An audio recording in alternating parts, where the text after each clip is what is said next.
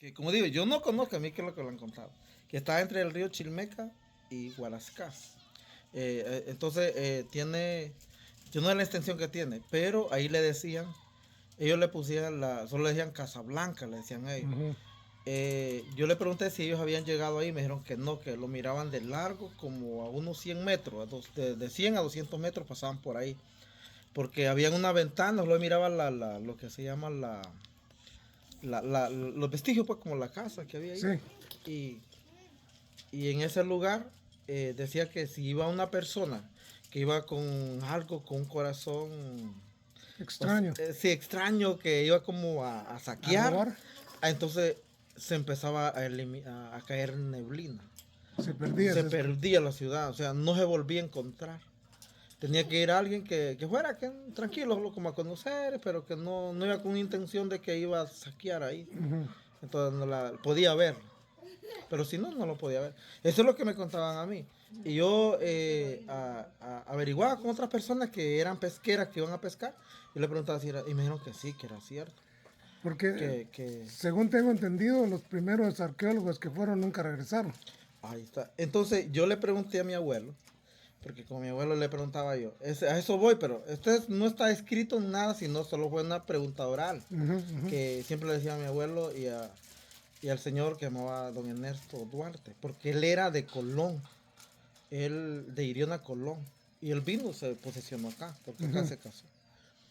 Y yo le preguntaba que de quién realmente era dueño, quién era dueño de la ciudad, quién lo había construido. Y yo le pregunté si los miquitos y los tahuacas. Me dijo, no, los miquitos no, me dijo. Y los tahuacas tampoco. Entonces, ¿quiénes? Nosotros los peces, nosotros somos dueños de ahí.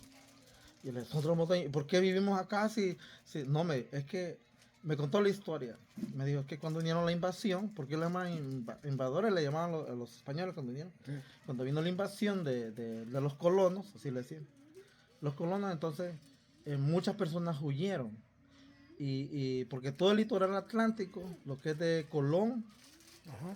todo ese litoral hasta Atlántida y parte de Islas de la Bahía, decía que estaban poblados por peces. Y que decía él que éramos navegantes. O sea, que eran navegantes como que navegábamos, pues, Sí, sí, como que vendían sus mercancías. sí. Y yo le digo, ¿por qué los venimos para acá? Porque vinieron el padre, los sacerdotes que vinieron ahí, Ujú. como que los trajeron y los vinieron a posicionar a este lugar de acá. Entonces la ciudad quedó ahí, una parte se escondieron, como que se encerraron y murieron dentro de la ciudad. Parece, eso me contaban. Entonces la curiosidad era que le decía yo a mi abuelo que llegó la curiosidad de una pregunta porque yo tuve un compañero que era Maya Chortí. Ujú. Y él me dice, y yo le pregunté que en maya cómo se decía vaca.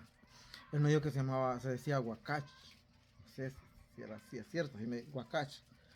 Y yo le digo, pero huacach, casi es la misma palabra que usamos nosotros los peces, Ujú. que es la misma palabra, de huacachca dijimos nosotros vaca. Y él decía lo mismo, entonces yo le digo, pero entonces, yo le digo, ¿cómo se dice mono? Se dice uruz. Y le digo, pero ahí también nosotros dijimos el mono uruz. Entonces llegó una cosa ahí que me llamó la curiosidad y le pregunté a mi abuelo. Yo le digo, y me dice, no, me dijo mi abuelo, es que nosotros con los mayas somos primos hermanos. O sea, que nosotros, antes los ancestros, tenían encuentros, hacían encuentros, o sea, hacían sus encuentros entre una ciudad y otra, hacían sus encuentros, como que uno dice, voy a ir ahorita a Catacama, voy a ir así Ujú. a Guatemala, voy a ir a hacer un Ujú. paseo, hacían sus encuentros, o como hay grupos organizados ahorita, como está organizado los pueblos étnicos en cada país, Ujú. que hacen sus encuentros de cada país, así hacían ellos, tenían encuentros. Entonces me decía que supuestamente nosotros podíamos tener sangre Maya. maya. Entonces porque yo le pregunté el origen de nosotros. ¿Por qué pez? Si uno en otro lugar no va a encontrar pez. No. Solo aquí en Honduras. Entonces por decía, por los peces. Pero debe de haber otro lugar que también se identifique con el nombre. Pero no, entonces me dijo, no, es que nosotros somos primos hermanos de los mayas. Ya me empezó a contar la historia de los mayas. Entonces, son curiosidades que yo aprendí desde niño porque fui bien curioso para preguntar. So, no hay ninguna relación con Sudamérica, con las tribus de Sudamérica para Honduras. Pero la historia dice otra cosa, dice la historia que nosotros pertenecemos al pueblo macro chicha, que somos descendientes de los chichas y que somos del litoral de aquí, ¿cómo se llama? el de Atlántico. Mesoamérica. Ajá. Mesoamérica. De ahí empiezo a hablar de los que no estaban civilizados según, pero según yo miro o pienso que sí nosotros estamos civilizados porque hay una ciudad, hay vestigios. Y nosotros tenemos las piedras de moler, donde molían la yuca, todo eso, el maíz. Ahí están los vestigios, Sí. donde pilaba todo eso. Y yo por eso soy bien curioso cuando alguna historia de cuenta, digo yo, pero mi abuelo me contó otra cosa. Yo investigué otra Sí, cosa. y él sabía mejor. Y él sabía mejor. Y viene con la historia, no, que están de la macuchita, por el acento, por todo eso. Pero yo digo, pero lo que me dijo mi abuelo, ¿dónde queda? Pero uno no, solo queda la curiosidad porque ya no hay gente más anciana Ujú. que pueda contarme otra historia. Exacto. Así, solo mi abuelo me contó eso. Bueno, los idiomas mayas, por ejemplo, vienen del mayev, que es la lengua materna, y se han diseminado de tal manera que los grupos étnicos se han ido a vivir a otros lugares, ¿no? Sí. Lo cuenta el Popol Vuh en la distribución de las tierras para las diferentes 7 tribus que se originaron, ¿no? Y en ello aparece también los seres dioses Balam Kitse, Balam Akab, Mahukutak, Ikbalam. Sí. ¿Sí? Entonces, y también el pueblo Pech tenía esa adoración. Los mismos dioses que adoraban los mayas lo adoraban, por ejemplo, el dios de la lluvia, Ajá. el dios del sol, todo eso adoraban, tenían casi la misma relación, la misma conexión Exacto. espiritual. Ujú. Pero lo que me lleva a pensar a mí también es otra curiosidad, que no está escrito, sino que, porque cuando yo me pongo a analizar, me llevaba a pensar que podría ser cierto. Uno, porque nosotros hacemos una bebida típica que es del maíz, cuando sale Sí. el tiempo del lote, que Mm. nosotros le llamamos Moch. atol agrio, le llamamos nosotros aquí, Oh. o atol chuco. Allá se le llama atol chuco, pero si nosotros Es vamos a embriagante. la zona de Copán, ahí van a ver que vende el atol chuco. Vamos por el atol, aquí también nosotros lo hacemos como pecho. ¿De dónde salió eso? Entonces me lleva a pensar que sí teníamos casi la misma cultura. Eso me lleva a pensar a mí. Pero como son cosas que hay que analizarle en profundidad, pero digo, hubiera sido historiador para llegar a una profundidad más. Pues fíjese que Que- hace muchos años yo estuve en Xochicalco, son unas ruinas en México, en Morelos, Cuernavaca, Morelos, y ahí hay una pirámide, bueno, es un sitio arqueológico, y ellos cuentan en una pirámide que tiene alrededor toda la leyenda de lo que sucedió, y resulta de que que iba a haber un evento astronómico, un eclipse solar. Y entonces, como no era precisamente un lugar donde vivían, sino era una universidad, ahí estudiaban todos ellos esta clase de fenómenos. Y entonces, en la pirámide se cuenta que mandaron los emisarios a todas las diferentes áreas a traer sus sacerdotes, ¿no? Que eran los astrólogos. Ajá. Y resulta de que ya se habían reunido, pero el maya llegó 2 días tarde. Entonces lo empezaron a sermonear que porque había llegado tarde. Y él les explicó con el maya, con el calendario maya, que el calendario mexica estaba equivocado. Y ahí mismo en la pirámide se ve cómo ellos están cambiando los números del día a los mayas. Porque ellos estaban equivocados y el maya estaba de acuerdo con la verdadera ciclo de la luna y el ciclo del día que se iba a dar el fenómeno en el cielo. Y ahí en Xochicalco hay ¿cómo se llama? Una cueva y es un mirador astronómico. Pero yo estuve ahí y es oscuro. Y cuando el sol llega al cenit así, tiene un hexagonal arriba y el cuarto abajo se ilumina. Entonces en la noche lo que pasaba era que tenían abajo una piedra de obsidiana pulida, completamente pulida. Y entonces no miraban para arriba, sino miraban las estrellas abajo en la piedra. Y ese era su estudio. Era como un espejo. Sí. Y entonces reflejaba todo lo que estaba en el cielo, porque increíblemente cuando era de día y el sol llegaba al cenit, que estaba recto con el hoyo que ellos tenían, se iluminaba la caverna. Cuando usted entra ahí está completamente oscuro. Pero cuando el sol pega directamente, se ilumina toda la cueva. Queda clarito. Sí. Y en la noche definitivamente, pues los momentos de luna llena o yo no sé cuándo ellos exactamente hacían su trabajo de observación, se podía ver que se iluminaba todo.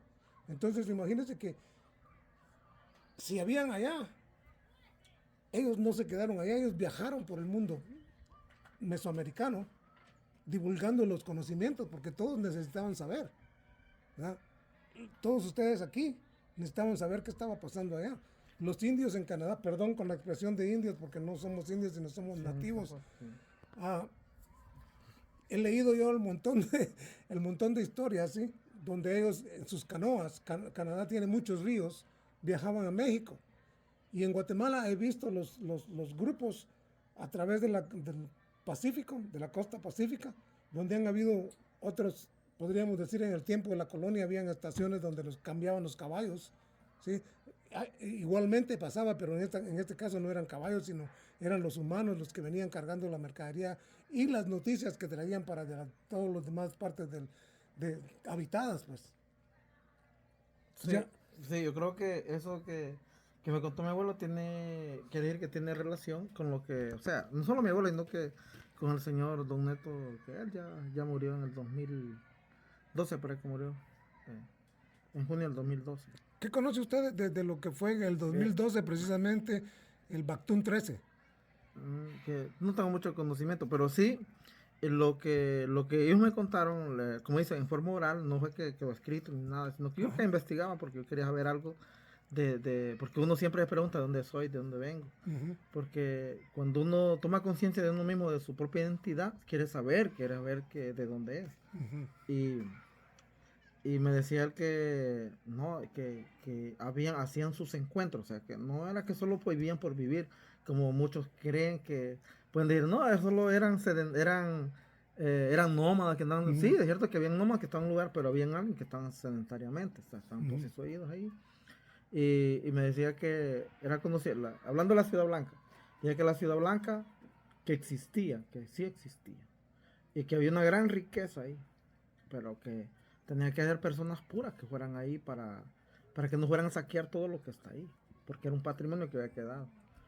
Allá en la Ciudad Blanca, que le dicen Casa Blanca, no es Ciudad Blanca. Ciudad Blanca. Sí. Pues también le dicen la ciudad del mono. Reino del Mono. Sí, también ahí le dicen. Y esa era una pregunta que yo le hacía a mi abuelo, de dónde éramos, de dónde surgíamos nosotros, por qué habían cosas que se parecían. O sea, hay algunas cosas que lo hablan otros pueblos que la pregunta era, ¿por qué no hay peces en otros lados? Si somos peces, tiene que ver ahí como los mayas, que están los mayas, Cachiquel, Mayamán, Maya... Sí, y es increíble, pero todas las lenguas mayas han cambiado un poquito. Y los que están más lejos han mantenido un poco más la lengua, el mayev, la lengua original. ¿Sí? El shortí, por ejemplo, es una de las lenguas originales. Si usted ve los glifos en las pirámides, son más shortí y otra lengua más allá arriba en México, de donde están exactamente traducidos los glifos o de donde están escritos los glifos. Entonces, por ejemplo, en quiché, Maltioch es gracias, pero en quechí, la misma palabra suena Bantioch, porque ahora es no con M, sino con B. Pero es la misma respuesta. En cachiquel, Maltioch. También lo mismo. ¿Sí? Algunas diferencias se han dado por la misma situación de que somos nuevas generaciones, ¿verdad? Entonces empezamos a hablar un poquito diferente. Ahora, cuénteme sobre su relación con la comunidad. Cuando usted empezó ¿cuándo descubrió que iba a ser docente? ¿O cuándo pensó que iba a ser historiador? Bueno, eso solo pasó, no sé si iba a hacer eso, pero acerca de mi preparación como académico. Bueno, ¿cómo inició su educación? ¿Cómo fue que usted adquirió la posibilidad de estudiar y llegar a donde está ahora? Porque usted es originario de aquí, ¿verdad? Sí, soy originario de aquí. Ok. Bueno, cuando entré porque antes, cuando yo nací en 1980. Ok. Sí, y en ese entonces, cuando yo tenía 7 años, yo tenía que ir a la escuela. Pero yo cuando ya tenía 6 años, antes, con los 5 años, mi papá me mandó de oyente, me mandó a la escuela porque aquí no había kinder. De oyente me mandó no estaba matriculado, solo de oyente. Sí. Y de cuando ya entré a primer grado, ya tuve un docente que también se llamaba, mi nombre se llamaba Jacobo. Entonces, él, por eso lleva el nombre del instituto, que fue el primer docente, Oh, Pech. Fue el primer docente Pech de aquí de la comunidad. Hay más docentes, sí. pero él fue el El primer primero docente que de aquí se de la graduó. comunidad que se graduó Maestro. de maestro en educación primaria. Entonces él empezó a motivarlo, no estamos pequeños. Yo recuerdo que él decía, ustedes son los futuros que pueden ser alcaldes, pueden ser médicos, ingenieros, maestros, porque un día yo me voy a morir. Yo no voy a estar permanente en esta vida. Él lo aconsejaba en mi pequeña ya conocimiento, pero ya estaba yo, ya tenía un grado, estaba como ya en quinto grado, ya para sexto grado. Ya estaba hablando del año del 92 por ahí. Ajá. 94, no más por ahí, 92. Sí. Entonces ya, pero yo no entendía eso. Él empezó a unos dibujos que daban la Secretaría de Educación que que parecía una mula, que lo enseñaba un padre abrazando al hijo. Y recuerdas a esa historia que los contaba, pero él vino, lo transformó de otra forma. Recortó todo aquellos y lo quitó lo español y lo puso en pecho. Él pegaba en las paredes de la escuela. Si ponía una piña, lo ponía ¿Usted es fluente en Pech? no, solo sé palabras, no, Ok. o sea, al hablar fluidamente no, pero sí entiendo. Ok. Y entonces lo ponían si ponía una piña, le ponía en pech. Por ejemplo, la piña se dice parí. Ahí aprendí algunas palabras.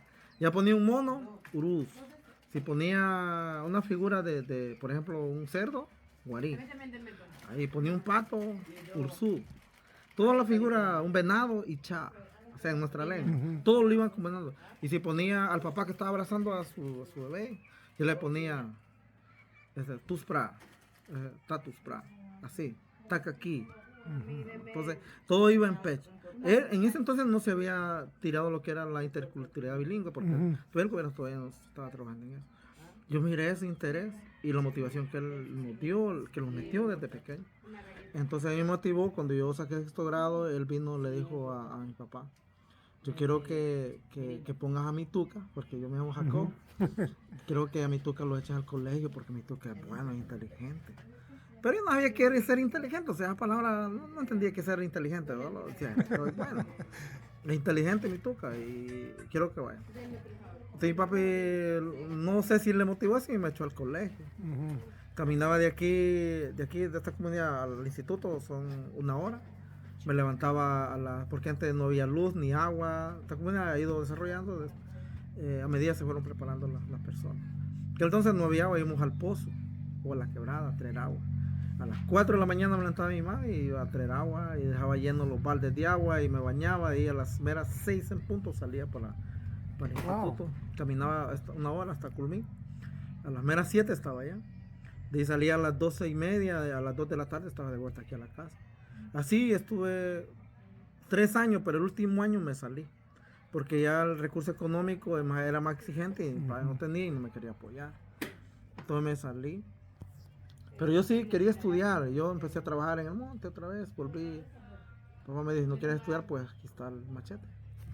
Pero no, ya después volví ya en el año 2000. Yo regreso otra vez por medio de una beca que me consiguió un doctor que es del Real, del municipio de Real, que es este departamento del Ancho. Y me llevó a estudiar en un colegio privado que era evangélico. Ahí ya entra la religión. Entonces, y me fui a estudiar allá, hice el 9º grado, que hoy es 9º grado, antes era 3º de ciclo. Y entonces ya me dijeron, usted es inteligente.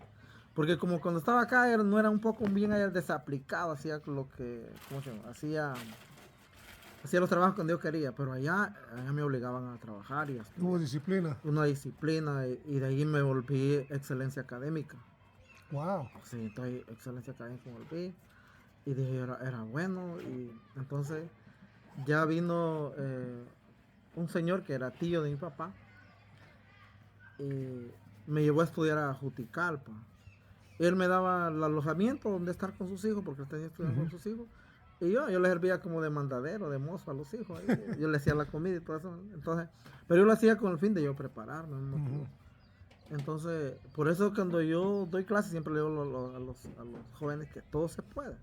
Todo en la vida no es que se lo van a dar de un solo, sino que también hay que poner de nuestra parte. ¿Y cómo fue el regreso para acá? Y De ahí cuando ya regresé graduado, me gradué. ¿Ya licenciado? No, me gradué solo de bachiller en promoción social, saqué Ok. una carrera. Porque realmente yo no quería ser docente. Ujú. Porque yo miraba a los maestros y cuando uno lo estaba recibiendo clases, los maestros eran más distintos que al son de hoy. Ajá. Que cuando uno no hacía la tarea o se portaba mal, ahí tenían su varita y a uno y si uno le ponía queja al papá, el papá lo topaba en la casa. Le daba más. Sí, porque uno no podía respetar al maestro. Ujú. Y ahora no se da eso, ahora el alumno, bueno, aquí qué tal no se da, pero los que tenemos son respetuosos, gracias a Dios son bien respetuosos. Pero hay quienes también se salen de la línea, Ujú. que ahora miran al docente como cualquiera. Le insultan, no No lo hay respeto. saludan, no hay respeto. Esa es la educación que tenemos hoy. No, yo creo que para mí, no es que la educación era mejor antes, sino que se dejaron de practicar algunos valores que ahora el padre no le está implementando en su hijo. Y ustedes en este proceso educativo que tienen aquí los están implementando, los están Sí, haciendo claro, revivir. sí. Sí, porque veo un grupo de muchachos muy educados, ¿eh? Exactamente, sí, claro, le hacemos recapacitar los valores que son los más importantes. ¿De qué sirve un profesional y no tiene sus valores? No muestra. Jacobo, ¿cuál es su nombre completo? Mi nombre es Jacobo Celso Martínez Mesa, Originario de de Vallecito, de Culmí. la comunidad de Shek, Pech, Pech. Ok. Pech de Vallecito, Culmí, Olancho. Y bueno, en Pech, Catarayé. Catarayé, eso fue lo que leí a la entrada. Sí, Catarayé. Pues ha sido un placer escuchar sus comentarios, ha sido algo muy especial que estamos escuchando aquí de usted y pues le felicito por haber hecho todo ese trabajo y haber servido y nunca haber olvidado que el que estudia va a ser mejor en el futuro y tiene la obligación de pasar los conocimientos a los nuevos elementos de la sociedad. Muchas gracias por su colaboración y su tiempo. Bueno, Le gracias. agradezco mucho. Ahora sí podemos seguir hablando si quiere. Pero